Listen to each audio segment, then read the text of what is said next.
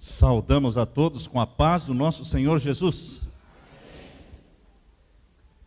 É feliz o homem e a mulher que crê no Deus de Israel, no Santo de Israel. A Bíblia diz: provai e vede que o Senhor é bom. Experimente. Você nunca mais vai querer viver sem Jesus. Nós ficamos dependentes dele, da paz que ele tem para nos dar, da segurança que ele tem para nos dar, da isenção do medo que ele nos dá, porque o amor de Deus expulsa fora o medo. Você é bem-vindo na presença de Deus. Estendemos as boas-vindas também aos nossos queridos irmãos internautas, onde eles estão. Que o Espírito Santo esteja com você aí também. Vamos orar ao nosso Deus. Obrigado, Pai amado, por estarmos na Tua presença. É tão bom termos um Deus para agradecer. Entendemos, Pai, que o maior dilema e angústia do ateu é quando ele quer agradecer, mas não tem a quem agradecer. Mas nós temos um Deus e Pai para agradecer. Nós temos um irmão e Salvador Jesus Cristo para agradecer. Nós temos um Espírito Santo, confortador, consolador e transformador da nossa vida para agradecer. Muito obrigado pelas bênçãos desta semana. Muito obrigado por todos os que o Espírito Santo trouxe até aqui nessa noite. Derrama sobre nós, Pai, a Tua bênção, a bênção do Espírito Santo. Perdoa os pecados daqueles que Te confessam em arrependimento. Sela o nome dos que estão tomando a sua decisão ao lado de Jesus Cristo, sela-os no livro da vida do Cordeiro. E neste momento, Pai, ao abrirmos a Tua palavra, que o Espírito Santo abra o nosso entendimento e que jorre luz da Tua palavra, em nome de Jesus. Amém. Respondendo algumas dúvidas do tema de ontem, que hoje, o tema de hoje é uma sequência do tema de ontem. Ontem estudamos sobre o sétimo selo e o silêncio no céu. Nós dissemos que o silêncio no céu é mencionado na Bíblia e no Espírito de Profecia 2 vezes. A primeira vez que houve silêncio no céu, Ellen White diz no livro Desejado de Todas as Nações, foi quando Deus decidiu abrir a porta da graça, e isso aconteceu no jardim do Getsêmani e no Calvário. Houve silêncio no céu, quando Jesus Cristo, depois de recuar em face da morte 3 vezes, finalmente ele tomou a decisão e disse: salvarei o homem, custe o que custar da minha parte, darei a minha vida por eles. E houve então uma explosão de alegria no céu. Os anjos cantaram, Enoque cantou, Moisés cantou, Elias cantou, todos eles cantaram, porque foi confirmada a graça, o reino da graça. A porta foi aberta pelo sangue de Jesus Cristo. Mas, queridos, o outro silêncio no céu vai ocorrer ainda, quando a porta da graça for fechada. Então o silêncio no céu diz respeito à graça, quando a porta se abriu e quando a porta vai se fechar. Por que haverá silêncio no céu quando a porta da graça estiver se fechando? Queridos, quando a porta da graça estiver fechando e Jesus Cristo estiver levantando a sua mão para jogar fora o incensário de ouro da intercessão, para parar a intercessão, ele vê uma multidão que ainda não foi selada pelo selo do Deus vivo. E ele levanta a mão diante do Pai e diz: meu Pai, meu sangue, meu Pai, meu sangue, meu sangue. E então é dado ordem para um poderoso anjo ir até os 4 anjos que estão segurando os 4 ventos, e disse: segurem os 4 ventos, porque ainda tem uma multidão que não foi selada. E o anjo opera o selamento desta grande multidão dos conversos da hora 10ª. Então Jesus Cristo levanta a sua mão e pronuncia o que está. Você pode ler isso no livro Primeiros Escritos. Ellen White, no livro Primeiros Escritos, interpreta e ela usa textualmente o texto de Apocalipse capítulo 8 e o verso 5. Foi Deus quem escreveu Apocalipse e foi Deus quem inspirou Ellen White a interpretar Apocalipse 8, verso 5 desta forma. O capítulo 8 e o verso 5 diz assim: e o anjo, que é Jesus, é o anjo do concerto, aquele que é o nosso intercessor, que tem o incensário de ouro na mão. E o anjo, que é Jesus, tomou o incensário, encheu-o do fogo do altar e o lançou sobre a terra. E houve depois vozes, trovões, relâmpagos e terremotos. E é interessante que Ellen White junta o verso 5 do capítulo 8 com Apocalipse capítulo 22, verso 11. Ela faz esta junção. Apocalipse capítulo 22 e o verso 11. Depois dela falar que Jesus Cristo levantou a mão, lançou o incensário sobre a terra e disse: está feito. E após falar está feito, Ellen White cita o texto de Apocalipse 22, verso 11.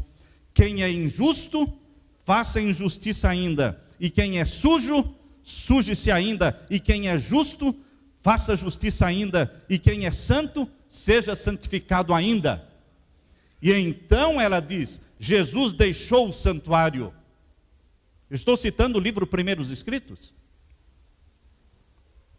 Queridos, quando Jesus Cristo lança o incensário sobre a terra e diz: o imundo continue sendo imundo e o santo continue sendo santificado, acabou a graça.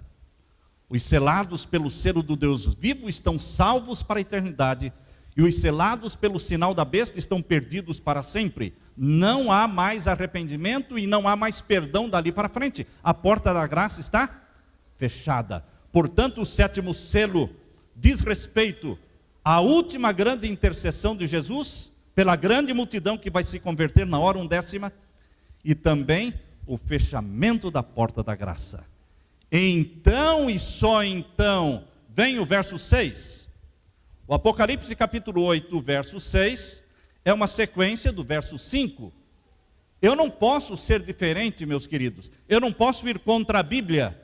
Se alguém falar: pastor, mas eu não fui ensinado desta forma, eu também não fui ensinado desta forma.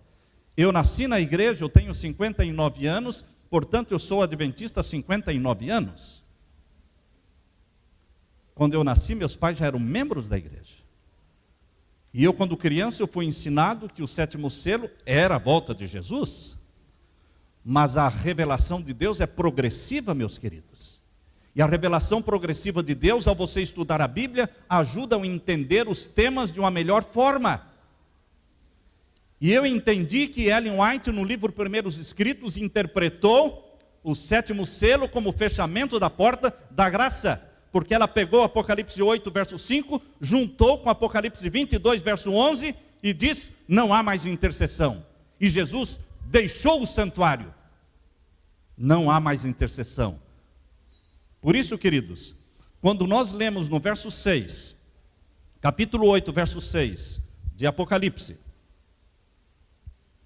e o anjo tomou o incensário, o mesmo incensário de ouro, que ele usou para fazer intercessão e salvar a grande multidão. O mesmo incensário de ouro que ele usou com muito incenso para fazer intercessão e salvar os filhos da igreja afastados. Ele pega agora esse mesmo incensário de ouro e o enche, não de incenso para intercessão, mas de fogo do altar, que significa destruição e tragédias. Esse é o significado do fogo colocado no incensário. E diz: e o anjo tomou o incensário, encheu-o do fogo do altar e o lançou sobre a terra, e houve depois vozes, trovões e relâmpagos e terremotos.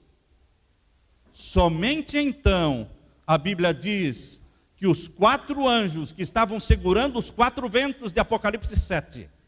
Quando você lê em Apocalipse 7, a Bíblia diz que os 4 anjos estão segurando os 4 ventos para que não haja destruição da terra, até que os servos de Deus sejam selados em suas testas.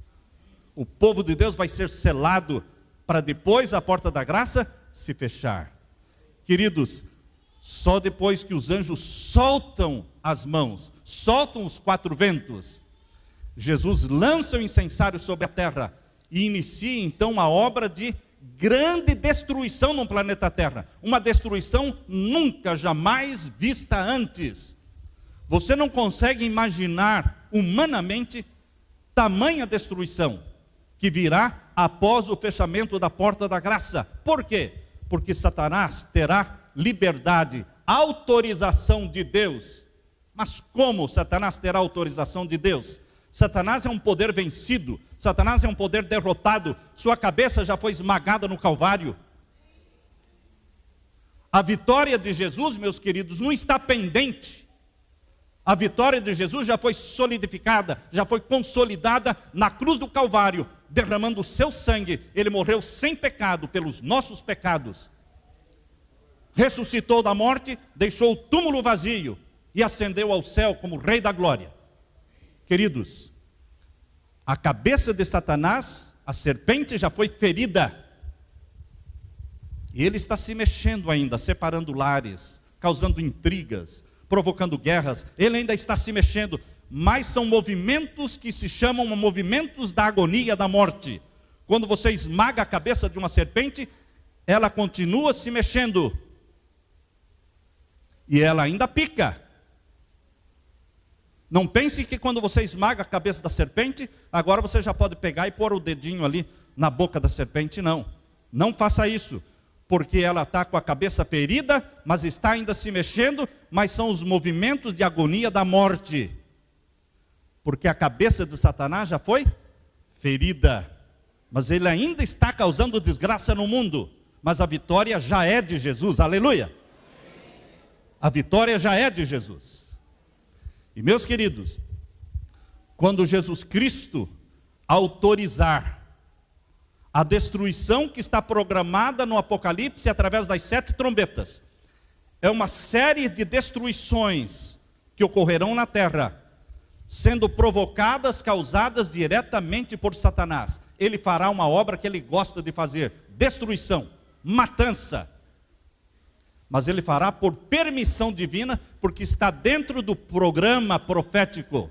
E Deus não faz nada sem primeiro revelar os seus planos aos seus servos, os profetas. Por isso Deus revelou qual é a estratégia de Satanás após o fechamento da porta da graça. E qual é a estratégia divina através das 7 pragas. As 7 pragas são manifestações do juízo de Deus. E as 7 trombetas são manifestações dos juízos de Satanás, mas com a permissão divina, porque sem a permissão divina ele não faz nada, porque ele é um poder derrotado. Portanto, queridos, quando nós vemos que Jesus Cristo, aqui na Bíblia, lança o incensário sobre a terra e deixa o santuário, vejam como Deus descreveu as cenas no livro O Grande Conflito. Deixando Jesus o santuário, as trevas cobrem os habitantes da terra. Não é antes de Jesus deixar o santuário. Somente depois de Jesus lançar o incensário sobre a terra, ele deixa o santuário do céu. E então cobre a terra muita escuridão, trevas. Naquele tempo, o terrível, os justos devem viver à vista de um Deus santo sem intercessor. Uau! Como você pode viver à vista de um Deus santo sem intercessor?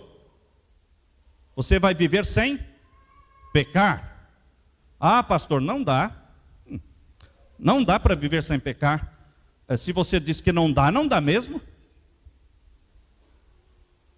Aquilo que você fala na sua mente e pensa na sua mente, acontece.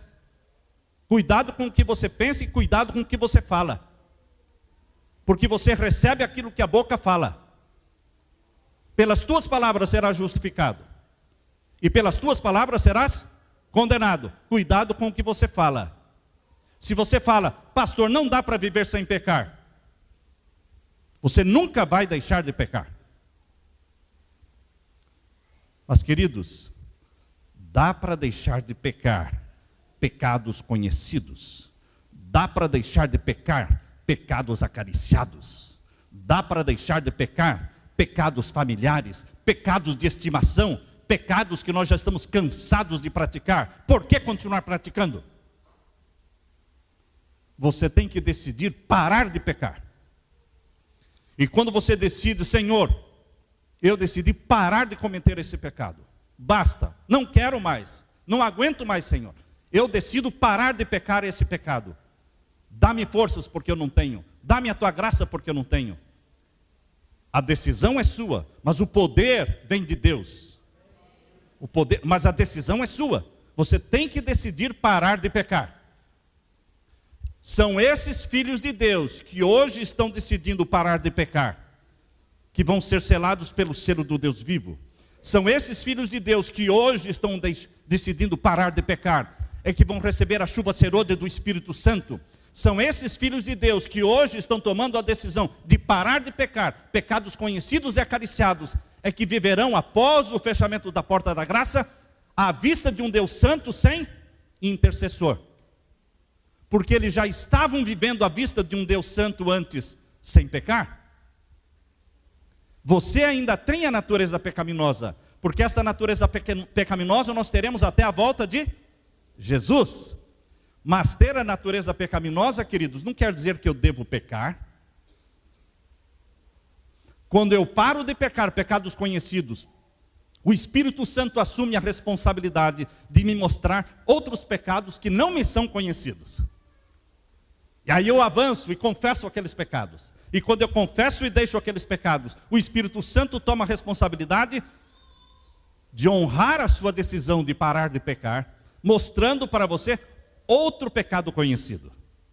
Pecado que não era conhecido, que não era detectado, mas que agora, pelo poder do Espírito Santo, quando você confessa um, você já viu como a gente faz com as crianças, para ensiná-las a andar e a se desenvolver? Quando ela dá 2, 3 passinhos, nós também damos 2, 3 passinhos para trás. A criança dá um passo para chegar até você, mas você dá um passo para trás, para forçá-la a andar. Quando você confessa um pecado conhecido, o Espírito Santo mostra outro. Quando você confessa aquele pecado conhecido, o Espírito Santo mostra outro. E assim você vai subindo na escada da santificação, aleluia. É esse o processo da santificação que dura a vida toda. Mas você está vivendo sem pecar. Mas ao mesmo tempo o Espírito Santo está mostrando pecados na sua vida. Mas você não está vivendo com os pecados que Ele mostra, que Ele revela. Você confessa e deixa. E quem confessa e deixa alcança misericórdia. É este o processo. Por isso, estes santos filhos de Deus, selados pelo selo do Deus vivo, antes do fechamento da porta da graça, eles batizados pela chuva serôdia do Espírito Santo, antes do fechamento da porta da graça, eles receberam a mente de Jesus. Eles pensam como Jesus, eles agem como Jesus, eles reagem como Jesus diante das provocações. Eles têm o fruto do Espírito Santo, que é o amor, a paz, a longanimidade, a benignidade, a fidelidade, a mansidão, o domínio próprio, a temperança. Por isso eles poderão atravessar o período que vem depois do fechamento da porta da graça, vivendo à vista de um Deus santo sem intercessor. Amém? Queridos, a Bíblia nos mostra o plano de Deus. Após o fechamento da porta da graça, removeu-se a restrição que Deus colocou sobre Satanás, restrição que estivera sobre os ímpios, e Satanás agora tem domínio completo.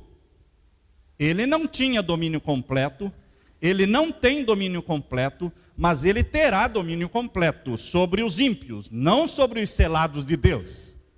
Sobre você, filho de Deus, Satanás não tem e não terá poder nenhum nunca. Porque você é propriedade de Jesus, você é menina dos olhos de Jesus. Você não vivendo na prática de pecados conhecidos, não existe nenhum link entre você e Satanás. Não existe nenhum elo que liga você a Satanás, se você não estiver vivendo na prática de pecados conhecidos. Mas se você continuar bebendo o seu cafezinho, mas se você continuar assistindo a sua televisão, as novelas da Globo, se você continuar praticando, queridos, pecados conhecidos, fazem você submisso a Satanás. E você não será selado pelo selo do Deus vivo. E você não será batizado pela chuva serôdia. E você estará fora do povo de Deus. Fora do povo de Deus. Ellen White diz: aqueles que são meio convertidos quanto à carne, finalmente deixarão de andar com o povo de Deus. É muito triste, queridos. É muito triste o que ela fala. Aqueles que são meio convertidos na questão da carne, finalmente deixarão de andar com o povo de Deus. O que quer dizer isso, pastor? O que quer dizer é que Deus quer que você não faça voto, mas Deus quer que você faça planos de viver sem a carne. Porque a carne hoje é com sangue. Todas as carnes vendidas nos mercados é carne com sangue. E Deus abomina a carne com sangue. Riscarei do meu povo aquele que comer carne com sangue. Todo churrasco é feito com carne com sangue. Carne mal passada, quando você corta, escorre sangue. Riscarei do meu povo aquele que comer carne com sangue. Ah, pastor, ainda bem que o senhor falou isso, porque eu só como carne bem passada. Queridos, carne bem passada continua sendo carne com sangue. Por isso, Ellen White fala no livro Conselho sobre o Regime Alimentar: os que são meio convertidos na questão da carne, deixarão finalmente de andar com o povo de Deus. Eu não vim aqui, queridos, para agradar você, mas eu vim aqui para falar o que Deus quer que seja falado, porque eu quero que você se salve, eu quero que você seja selado pelo selo do Deus vivo, eu quero que você receba a chuva serôdia do Espírito Santo. A nossa missão é preparar um povo para a volta de Jesus. Deus quer João Batistas hoje, e João Batista era vegetariano. João Batista preparou um povo para a primeira vinda de Jesus, e os João Batistas de hoje prepararão um povo para a segunda vinda de Jesus. Consagre-se, faça planos para viver dentro do plano ideal de Deus. Meus queridos, o domínio completo que Satanás terá sobre os ímpios, sobre os impenitentes, será após o fechamento da porta da graça. O mesmo poder destruidor exercido pelos santos anjos quando Deus ordena. Vocês estão entendendo esse pensamento? Grande Conflito, página 614. O mesmo poder destruidor exercido pelos santos anjos de Deus quando Deus ordena. Você se lembra alguma manifestação do poder dos santos anjos de Deus quando Deus mandou matar? Lembram-se do exército assírio? Senaqueribe querendo dominar e cercar Jerusalém? E profanou o nome de Deus, falou mal do Deus de Israel, e o profeta disse para o rei: fique tranquilo, porque a batalha é do Senhor. E durante aquela noite, o anjo do Senhor exerceu o poder dado por Deus, invadiu o acampamento assírio, e foram mortos 185 mil soldados numa noite. O mesmo poder destruidor exercido pelos santos anjos quando Deus ordena. Esse mesmo poder será exercido pelos demônios, pelos anjos maus, quando Deus permitir. Mas quando Deus vai permitir? Após o fechamento da porta da graça, porque os salvos estão salvos, os perdidos estão perdidos, os santos continuam a se santificar e os imundos continuam na prática da imundícia. Então Deus diz: Satanás, agora você pode fazer o que você gosta de fazer, mas você não vai tocar no meu povo. Não vai tocar, porque eles são a menina dos meus olhos. Existe agora forças preparadas, e que aguardam apenas o quê? Leiam comigo: consentimento divino, para espalhar em desolação por toda parte. Grande Conflito, página 614. Existe, portanto, um arsenal de maldade produzido e fabricado por Satanás e os seus demônios. E eles estão com esse arsenal preparados. Para quê? Para o momento em que a porta da graça se fechar, eles terão domínio completo sobre os ímpios e eles vão sair matando. Mas pastor, Satanás vai matar, se não vai matar os filhos de Deus, vai matar os que são dele? É óbvio, Satanás não é amigo de ninguém. Satanás não é amigo de ninguém. Satanás não é amigo dos bruxos, nem dos feiticeiros. Ele usa-os e mata-os.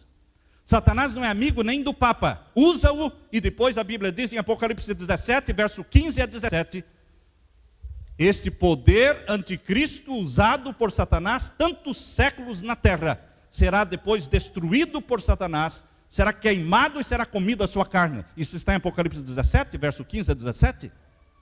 Satanás não é amigo de ninguém, por isso que após o fechamento da porta da graça, ele vai ferroar os que são dele, vai torturar os que são dele, porque não pode torturar os que são de Jesus, para conseguir o decreto de morte contra os que guardam o sábado. É através do tormento aplicado sobre os ímpios, é através da agonia aplicada sobre os ímpios, que Satanás conseguirá que mundialmente seja aprovado um decreto chamado decreto de morte contra os observadores do sábado. Por isso, queridos, vocês não podem e não precisam ficar apavorados, porque o anjo do Senhor é escudo de luz ao redor daqueles que temem a Deus. O anjo do Senhor se acampa ao redor daqueles que o temem. Deus me deu o privilégio de ver o meu anjo 2 vezes. 2 vezes. Este anjo que te acompanha desde que você nasceu, chamado anjo da guarda. Pastor, então existe mesmo? Não é historinha para a criança dormir? Não. Existe o anjo da guarda, que o acompanha desde que você nasceu. Eu ouvi 2 vezes, cada um tem o seu. E queridos, este anjo estará com você após o fechamento da porta da graça também. Ele será escudo de luz ao seu redor. O mesmo anjo que protege e cuida das criancinhas, continuarão cuidando delas durante todo o tempo da provação e das pragas. Portanto, não se apavore, não tenha medo, porque o amor de Deus expulsa o medo. Quando Deus der o consentimento divino. Quando vai ser o consentimento divino? Quando Jesus lançar o incensário sobre a terra, cheio do fogo, termina então o tempo da graça e Satanás inicia a sua obra de destruição. Nós lemos no livro, aí temos comentário bíblico, então eu vi, volume 7, então eu vi os anjos cessarem de conter os 4 ventos, e eu presenciei fome. Quando? Depois que eles largaram e soltaram os ventos. E eu presenciei fome, pestilência e espada. E o mundo todo se tornou uma confusão. Satanás realizará nesse tempo as funestas obras que ele há tanto tempo tem desejado, mas não pode, porque ainda não chegou o tempo. Queridos, as 7 trombetas que estão na Bíblia, elas estão paralelas as 7 pragas. Você pode dizer, pastor, eu nunca vi isso. Mas isso aí que eu estou mostrando para vocês foi tirado da lição da escola sabatina de 1989, que foi sobre o Apocalipse. Se você é antigo na igreja e tem a lição da escola sabatina de 1989, eu guardo todas as lições desde que eu aceitei a Jesus como meu Salvador. Quando eu tinha meus 16, 17 anos, guardo todas. E estudo todas. Lá mostra um paralelo entre as 7 trombetas e as 7 pragas. Vocês se lembram que lá no Egito Satanás imitou as pragas de Deus, certo? A história vai se repetir. Novamente Satanás imitará as 7 pragas. Vejam o paralelo que existe entre as 7 trombetas e as 7 pragas. A primeira trombeta fala, vamos ler na palavra de Deus, Apocalipse, abra sua Bíblia, Apocalipse capítulo 8 e o verso 7. Apocalipse capítulo 8, verso 7. Depois que Jesus jogou o incensário sobre a terra, os anjos se prepararam para tocar as trombetas. E agora diz o verso 7, quando o anjo de Deus tocou a primeira trombeta, foi dado permissão a Satanás de queimar a 1/3 parte da erva verde do planeta Terra. Vou repetir. Quando, verso 7, e o primeiro anjo tocou a sua trombeta, e houve saraiva e fogo misturado com sangue, e foram lançados na terra, que foi queimada na sua 1/3 parte. Queimou-se a 1/3 parte das árvores, e toda a erva verde foi queimada. A 1/3 parte das árvores e das ervas verdes foram queimados na primeira trombeta. Satanás gostaria de queimar tudo.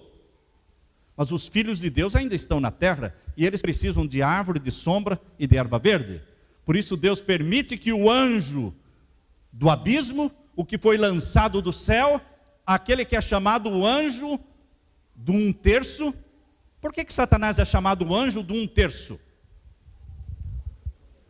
Porque quando ele foi expulso do céu, ele trouxe com ele, para a terra, 1/3 dos anjos. Então a Bíblia o chama de o anjo de 1/3.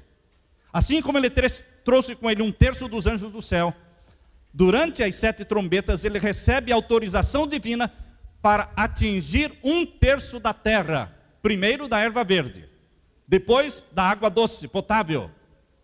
Vejam agora a segunda trombeta. Vocês estão vendo o paralelo entre as trombetas e as pragas? A primeira trombeta atinge a terra, 1/3 da terra, a erva verde. E a primeira praga, ela cai sobre a terra. Terra, terra. A palavra terra está na primeira trombeta e está na primeira praga. Isso não é coincidência. A segunda trombeta atinge o mar. Leia agora capítulo 8 e o verso 8. Capítulo 8 de Apocalipse, verso 8. E o segundo anjo tocou a trombeta e foi lançado no mar uma coisa como um grande monte ardendo em fogo, e tornou-se em sangue a 1/3 parte do mar. E morreu a 1/3 parte das criaturas que tinham vida no mar, e perdeu-se a 1/3 parte das naus. A 1/3 parte das águas do mar se tornam em sangue. E agora a segunda praga, irmãos. Praga derramada sobre o mar. A segunda trombeta atinge o mar.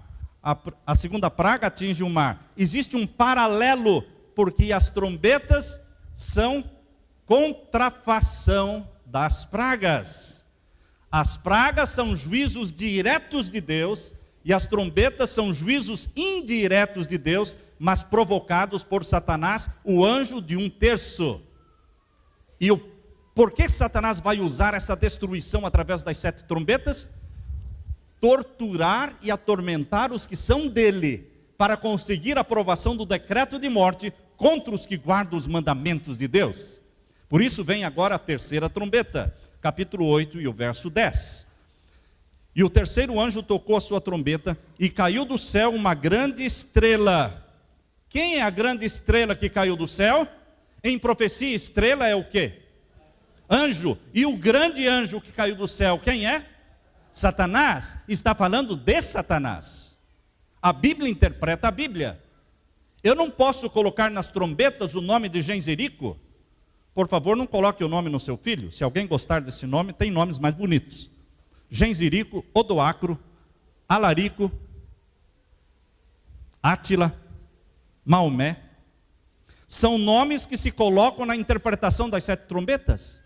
Mas eu digo que quando nós acrescentamos nomes que não estão na Bíblia, Deus não se agrada. Eu não posso acrescentar e nem tirar nada da Bíblia. A Bíblia diz que a terceira trombeta, quando foi tocada, uma grande estrela caiu do céu. A Bíblia diz que estrelas são anjos, e a grande estrela que caiu do céu é Satanás. Então é ele que vai atingir as águas doces e potáveis e torná-las amargas. Ele tem essa capacidade, mas ele não vai atingir toda a água potável, somente a 1/3 parte da água potável, porque o povo de Deus está na terra, e o povo de Deus terá o seu pão em sua água. Seu pão e sua água serão certos, meus irmãos. Mas os que são de Satanás vão estar passando fome e passando sede. Por isso faz sentido o verso bíblico, mas o seu pão e a sua água serão certos. Muitos pensam, mas vou ter que viver de pão e água. Quando você tem tanta pizza na sua frente, pensar em viver de pão e água, quando você tem tanta Coca-Cola na sua frente, não é? Vou viver de água? Você vai viver daquilo que Deus deu para você, água e pão. Só que não vai ter tanto restaurante e tanta comida assim, porque neste período haverá fome para os ímpios, sede para os ímpios. Então o pão e a água dos servos de Deus será um banquete. O pão e a água que o anjo do Senhor providenciará para os santos de Deus, nesse período, será um banquete, queridos. Que alegria, que gostoso beber aquela água deliciosa. Como é bom comer um pão preparado pelo anjo do Senhor. O pão e a água serão certos, mas os ímpios estarão passando fome e sede, porque as águas potáveis, 1/3 das águas serão transformadas em águas amargas, diz aqui. O verso 11, capítulo 8, verso 11, e o nome da estrela que caiu sobre as águas doces, não é? Era absinto, e a 1/3 parte das águas tornaram-se em absinto, e muitos homens passaram a morrer das águas, porque se tornaram amargas. O povo de Deus não terá água amarga, porque a Bíblia diz: seu pão e sua água serão certos. O Deus que sustentou Israel no deserto por 40 anos, pode sustentar você com pão e água. Pão integral, viu? Não é aquele pãozinho branco que não sustenta nada. Um pão integral, um pão com fibra, um pão que tem muitas vitaminas e proteínas. Queridos, Deus providencia o melhor para os seus filhos. O melhor. Eu não preciso de outro pai para pensar em mim. Eu não preciso de um outro Deus.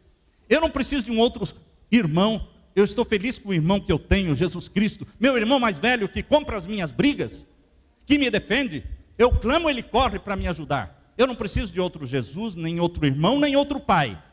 Não preciso de outro Consolador, Espírito Santo. Estou feliz com Deus triuno, o Deus de Abraão, de Isaac e de Jacó. Pai, Filho e Espírito Santo completam a sua felicidade, meu irmão. Você não precisa de mais nada quando você tem o Jeová eterno. Ele é tudo em todos. A Bíblia diz que a 4ª trombeta atinge o quê? Capítulo 8 e o verso 12. E 4º anjo tocou a sua trombeta e foi ferida a 1/3 parte do sol, e a 1/3 parte da lua, e a 1/3 parte das estrelas. Estão vendo aí a relação com as 7 pragas? Vejam ali também, a 4ª praga atinge o sol, que vai se aquecer muito. A contrafação das pragas são as trombetas. E Deus está mostrando adiantado para você, porque profecia é assim. Deus fala antes de acontecer, para que quando acontecer, você cresça na fé, você cresça no conhecimento, você cresça na confiança no Deus que é confiável, o Deus que nunca falha, o Deus que não conhece fracasso algum. Agora vem a 5ª trombeta, capítulo 9 de Apocalipse, capítulo 9 e o verso 1, diz: e o 5º anjo tocou a sua trombeta e viu uma estrela que do céu caiu na terra. Está falando do mesmo Satanás. Só que agora a Bíblia dá o nome de Satanás. E o nome de Satanás está na 5ª trombeta do Apocalipse. Esse é o nome que a maçonaria mundial, no mundo todo a maçonaria adora um Deus. E o Deus da maçonaria e todos os maçons que são lá depois do 15º grau, do 17º grau, são 33 graus, aqueles que já estão mais avançados, do 15º para cima, eles já sabem qual é o nome do Deus da maçonaria. Está aqui na 5ª trombeta. Eles tiraram daqui. A maçonaria tirou seus símbolos da Bíblia. Todos os símbolos de Satanás da Bíblia, a maçonaria pegou para representar o Deus deles.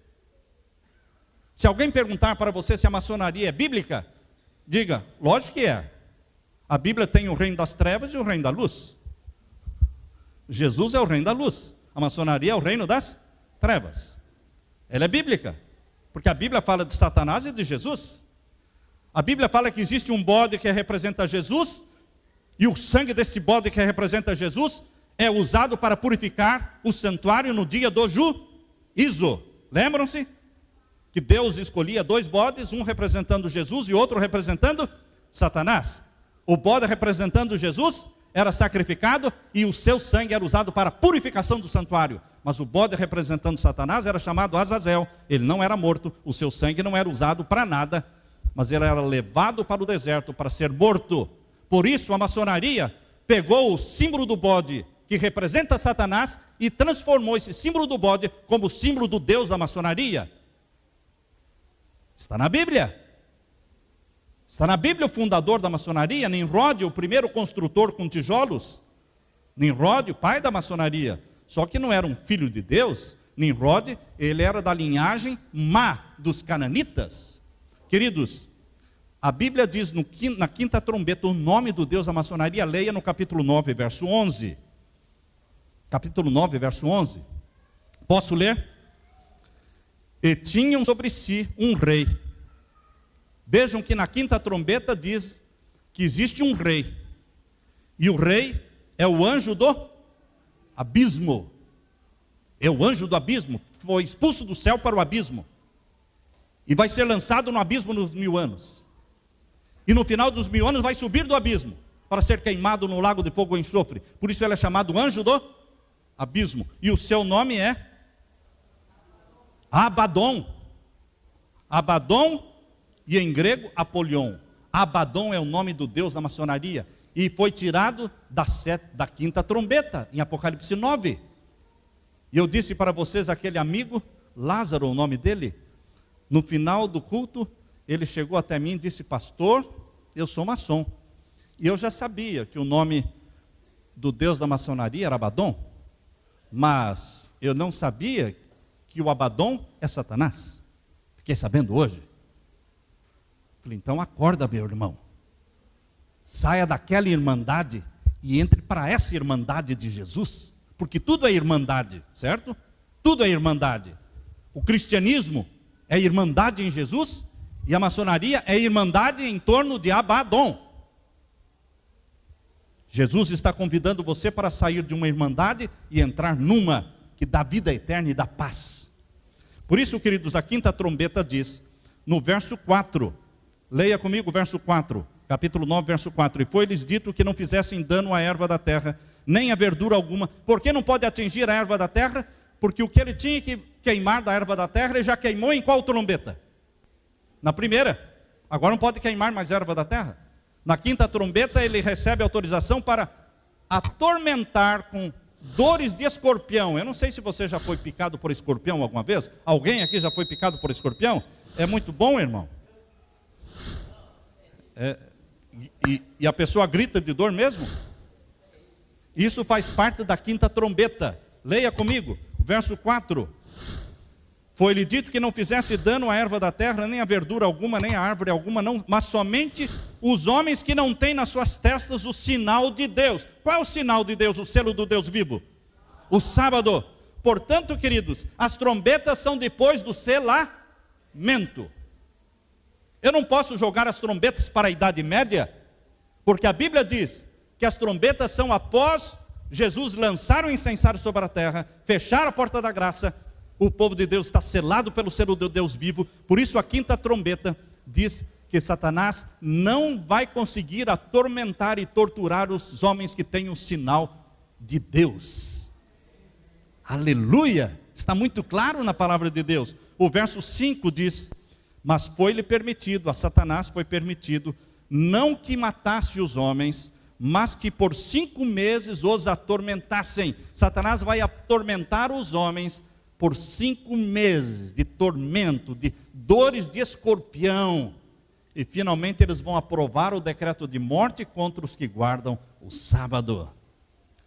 Queridos, veja aí a quinta praga, ou paralelo com a quinta praga. Não é? Aí diz o quê? Escurece o quê? O trono da besta. A quinta trombeta existe fumaça escurecendo o sol, certo? Escurece o sol e escurece o trono da besta. Agora a sexta trombeta diz que o rio Eufrates, os anjos que estão no rio Eufrates vão soltar e permitir que haja uma guerra. A sexta trombeta fala de uma guerra, e a sexta praga fala também de uma guerra, quando o rio Eufrates vai secar. A sexta praga fala do Armagedon, verdadeiro Armagedon. A sexta trombeta fala do falso Armagedon, que vai ser a terceira guerra mundial. Vai morrer 1/3 dos habitantes da terra. Quantos vão morrer na sexta trombeta? 1/3 dos habitantes da terra, capítulo 9 e o verso 15. Capítulo 9, verso 15 diz: foram soltos os 4 anjos que estavam preparados para hora e dia e mês e ano, a fim de matarem a terça parte dos anjos. A terra hoje tem cerca de 6 bilhões e 700 milhões de habitantes. Quanto? 6 bilhões e 700 milhões. Estão chegando até mais 4 ou 5 anos vamos chegar a 7 bilhões de habitantes. Estamos com 6 bilhões e 700 milhões hoje. Queridos, quanto Satanás recebeu permissão para matar? 1/3. Vai ser mais de 2 bilhões de pessoas que vão morrer na sexta trombeta. Queridos, amanhã nós vamos estudar a 7ª trombeta. Não vou falar sobre ela hoje, mas a noite de angústia de Jacó, quando Jacó lutou com aquele anjo que ele não sabia quem era, e ele lutava, e ele forçava, e ele não conseguia vencer o seu inimigo, até que quando começou a amanhecer o dia, ele entendeu que aquele inimigo não era inimigo, era Jesus Cristo, que estava ali lutando com Jacó. E Jacó se agarrou a Jesus e disse, porque Jesus disse, eu tenho que ir embora, está amanhecendo o dia, eu tenho que ir embora. E Jacó disse, eu não te deixarei ir. Ele se agarrou ao amigo e Salvador Jesus, não te deixarei ir se não me abençoares.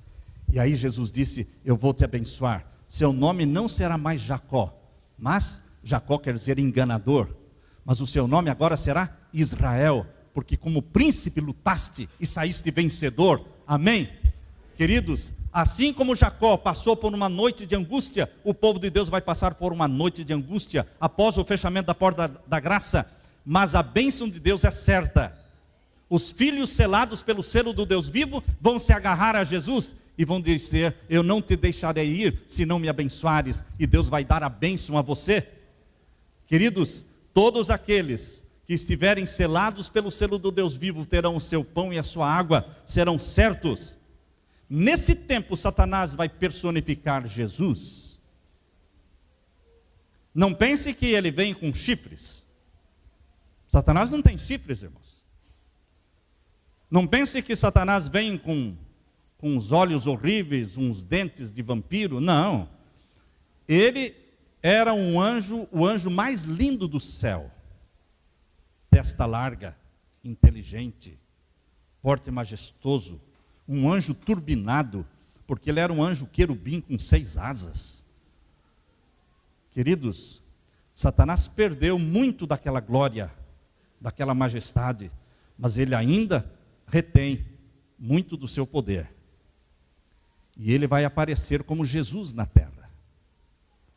Um Jesus bonito, talvez de olhos azuis. E Satanás vai andar na terra dizendo, eu sou o Cristo. Ele vai aparecer aqui em Goiânia, vai aparecer em Brasília, vai aparecer em Washington, vai aparecer em Nova York, vai aparecer em Tóquio, vai aparecer em vários lugares. E a televisão vai noticiar, Jesus chegou, Cristo está aqui, Cristo está ali. E o povo corre, e o povo adora, e o povo gosta. E Satanás vai pronunciar a bênção sobre os que guardam o domingo. Enquanto Jesus pronuncia a bênção sobre aqueles que guardam o sábado.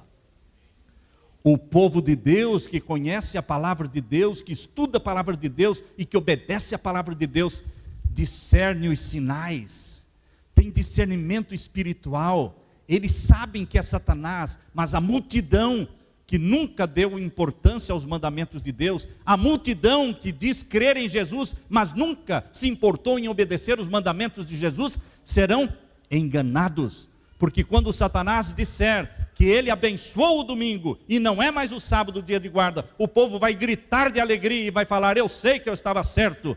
Então esse povo que guarda o sábado tem que morrer mesmo, porque agora está Jesus aí confirmando que o dia santo é o domingo. Queridos, eles vão ficar tão eufóricos, tão animados, que vão marcar o dia e a hora em que os guardadores do sábado deverão ser o quê? Mortos, eliminados da terra. Lembram-se do decreto de morte no tempo da rainha Esther? Quando saiu um decreto de morte contra o povo de Deus, no tempo da rainha Esther, mas no dia em que o povo de Deus deveria ser morto em todo o Império Assírio, Império Persa, queridos, nenhum do povo de Deus morreu. O decreto de morte vai sair, mas nenhum filho, nem uma filha de Deus morrerá, porque o anjo do Senhor se acampa ao redor daqueles que o temem. Como ato culminante no grande drama do engano, o próprio Satanás personificará Jesus Cristo, grande conflito, páginas 624, 625. Ele personificará Jesus, ele andará na terra, fará milagres em nome de Jesus, mas andará na terra. O Cristo verdadeiro será visto no céu, e nós vamos ao encontro dele, mas ele não pisa na terra nunca mais. Somente no final dos 1000 anos, Jesus vai pisar na terra. Mas Satanás vai andar na terra agora, na segunda vinda de Jesus, dizendo: eu sou o Cristo. Então, existe o falso Cristo na terra, e existe o verdadeiro Cristo no céu. Por isso Jesus disse, Mateus 24, 23, se alguém vos disser, eis aqui o Cristo, ou ali, não lhe deis crédito, porque surgirão falsos cristos, e farão tão grandes prodígios e sinais. O povo quer milagre, o povo quer prodígio. Se aparece um pastor aí que põe a mão e assim as pessoas caem. Se aparece um pastor que opera milagres e expulsa demônios, as pessoas enchem a igreja. Queridos, se o pastor fosse de Deus, não existiria demônio dentro da igreja. Quando as pessoas começam a cair aqui, cai ali, cai lá, e demoniados, endemoniados, e aí eles vão expulsando, é para enganar. Porque se Deus estivesse ali, o demônio não entraria, porque Deus não divide o mesmo espaço com Satanás. Vocês veem pessoas caindo endemoniadas aqui dentro da igreja? E por que em outros lugares são 10, 15, 20, 30, 40 pessoas? Ah, não, ali é o poder de Jesus contra o poder de Satanás. Não, queridos. Jesus não divide o espaço com Satanás. Onde está Jesus, Satanás está fora. Fora. Por isso, queridos, a Bíblia diz que as pessoas serão enganadas, por quê?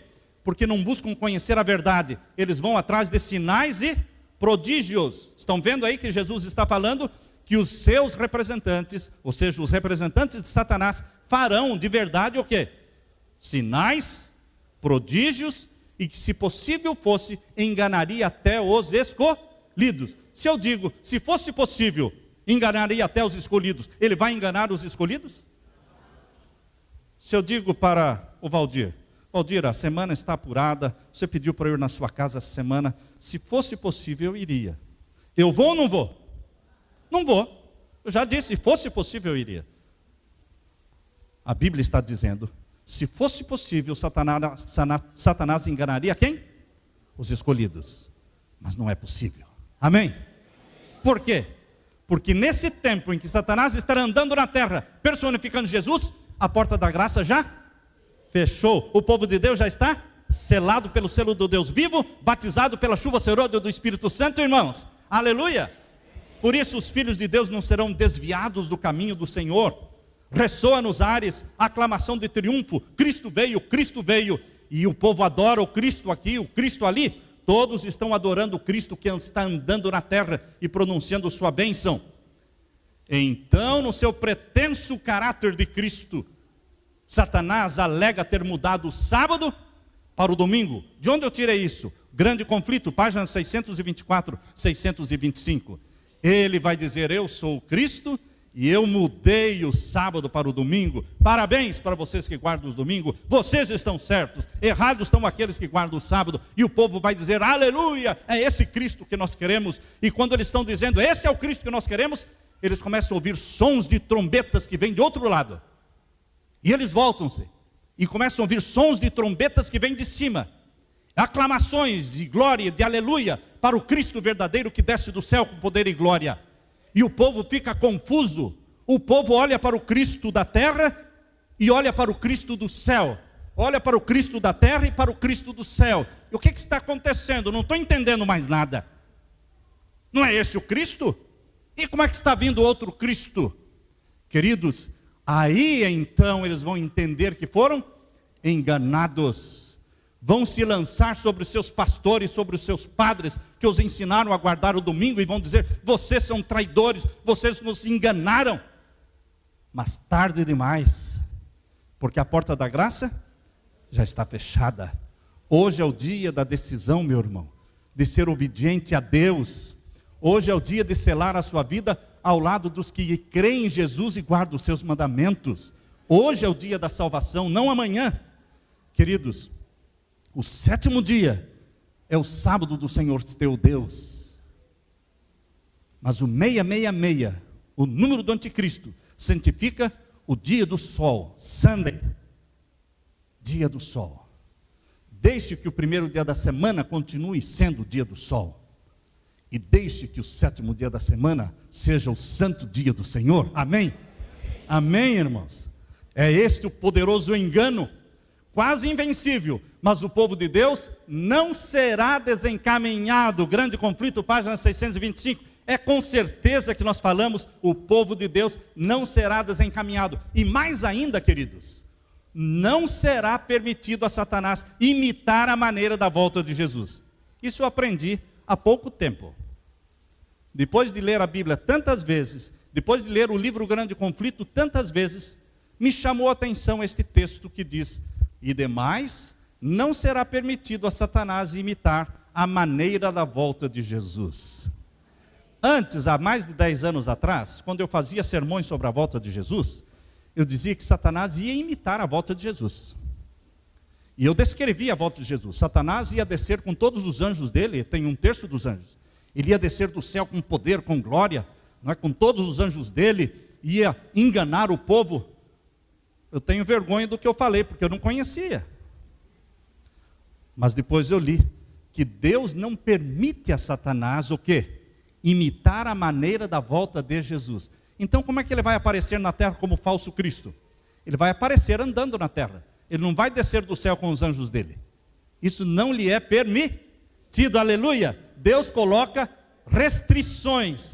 Jesus é quem virá nas nuvens, não Satanás. Jesus é que virá com todos os anjos. Cristo não pisará na terra, Satanás andará na terra. Todo olho verá Jesus Cristo, a Satanás nem todo olho verá, terá que ser através da televisão. Jesus Cristo ressuscitará os mortos em Cristo. Os mortos em Jesus ressuscitarão perfeitos, glorificados, lindos, com a louçania e o vigor da mocidade e da juventude. Meus queridos, a volta de Jesus Cristo é o meu sonho. Não me canso de falar, venha logo, querido Jesus. Você já falou hoje, venha logo, Senhor Jesus. Eu estou cansado desta vida, Senhor. Eu tenho uma fiel esposa, eu tenho fiéis filhos de Deus, fiéis porque são membros da tua igreja, amam a Deus. Eu tenho netas maravilhosas, mas queridos, Pai, eu quero mais do que isso. Eu quero o céu. Eu quero um lugar onde não há morte. Eu quero um lugar onde não há mais tristeza, nem lares separados. Eu quero um lugar onde não há mais lágrimas. Por isso, querido Jesus, eu digo nas minhas orações, volte logo, querido Jesus. Apressa-te, querido Jesus. Levanta-te, Miguel, para libertar o teu povo. Queridos, eu não me canso. Você não pode se cansar de fazer esta oração.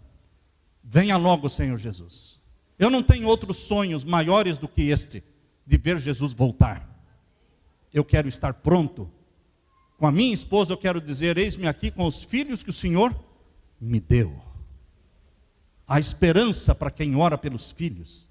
Porque a última intercessão, Jesus vai lembrar dos filhos afastados da igreja. Queridos, orações não morrem. Continuem orando. E a vitória é tua. Queridos, amanhã nós vamos ter uma linda festa batismal aqui. Nós vamos batizar o Euler, a Nilce e a Leila. E vamos... Vem aqui, Gabriel. Gabriel não é nome de anjo, não é? Sobe aqui. O Gabriel, ele já foi batizado no passado. Ele já é de Jesus. Mas ele disse para a mamãe dele, mamãe, tem uma coisa que que aconteceu no meu batismo e eu estou querendo algo e que não foi feito, não é? Quando eu fui batizado, não fizeram a profissão de fé comigo. Fui batizado, mas não fizeram a profissão de fé. E ele sempre tem incomodado a mãe dele pedindo. Então, ele veio perguntar se ele pode participar junto com o Euler, a Nilce e a Leila, para fazer também a profissão de fé junto com eles, porque batizado ele já é. Pode ou não pode? Aleluia! É um santo desejo, Gabriel. É um santo desejo. Que Deus te abençoe, viu? Queridos, se mais alguém está sendo tocado pelo Espírito Santo para tomar uma decisão, não para o batismo de amanhã, mas a decisão sua para um batismo futuro, Eu quero orar por estas pessoas. Tem alguém aqui nesta noite, tocado pelo Espírito Santo, e quer se preparar para um batismo no futuro, mas quer receber a bênção do Senhor hoje, tomar a sua decisão hoje? Quero ver a mão. Ali temos. Fique em pé, filha, aí mesmo onde você está. Louvado seja o Senhor. Tem mais alguém lá atrás? Aleluia, louvado seja o Senhor. Fique em pé aí mesmo, vou orar por você, tá? Alguém mais? Aleluia, fique em pé, querida. Mais uma filha de Deus, jovem, mais um filho de Deus, mais uma filha de Deus. Fique em pé onde você está. Eu quero fazer uma oração nesse momento por estes que o Espírito Santo está chamando. Aleluia, pela nossa irmã. Quem mais está sendo tocado pelo Espírito de Deus para entregar o coração a Jesus e se preparar para a volta de Jesus, queridos?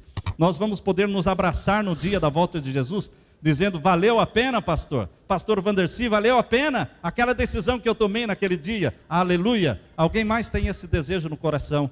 Temos várias pessoas aqui. Levante a mão. Parabéns, filho, parabéns. Quem mais? Lá atrás também, parabéns, dizendo: eu aceito